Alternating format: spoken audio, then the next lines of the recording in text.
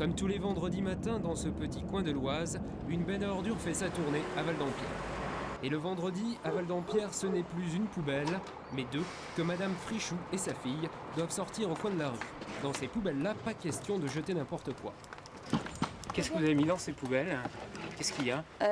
Les produits qui sont marqués sur la poubelle de toute façon. C'est bien pratique parce que tout ce qui est prospectus qu'on reçoit, hop, on les met là-dedans et puis c'est bon, ça encombre pas la poubelle, quoi. Ça fait longtemps que vous collectez, vous triez comme ça? Ça fait 2 ans.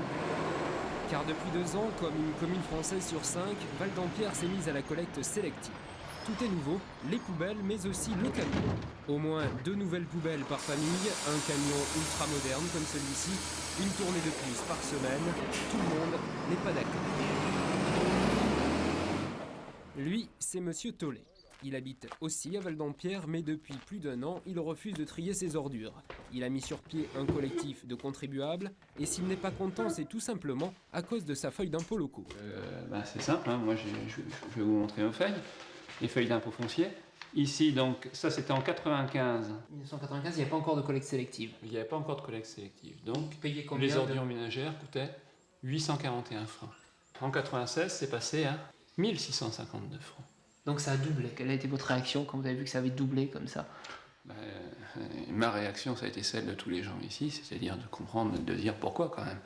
On trie, on fait un effort de trier pour améliorer l'environnement, bien, mais derrière, on pensait à une augmentation peut-être pour les poubelles, pour la nouvelle collecte, mais une augmentation raisonnable, pas un doublement comme ça, quoi. Dans 4 ans, la loi prévoit de faire disparaître les décharges car elles polluent l'atmosphère, le paysage et la nappe phréatique.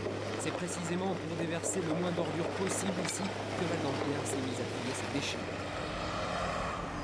Le camion du vendredi ne va donc pas dans une décharge, mais vient livrer sa cargaison dans une usine, comme celle-ci. Nous sommes chez Triselec, près de Lille. C'est le plus grand centre de tri de France. Il est financé par les impôts locaux des Lillois. Chaque jour dans son hangar, des dizaines de camions viennent décharger.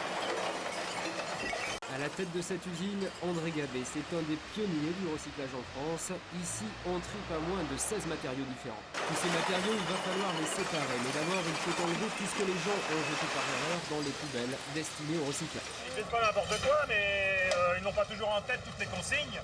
Mais 9 fois sur 10, le reste est bon. De la technologie, beaucoup de personnel. Résultat, pour produire ces balles de plastique ou de papier compressé, ça revient très cher. Trier une tonne de déchets coûte 550 francs. Les 2/3 de son financement viennent d'une taxe que vous versez sans le savoir chaque fois que vous allez faire des courses.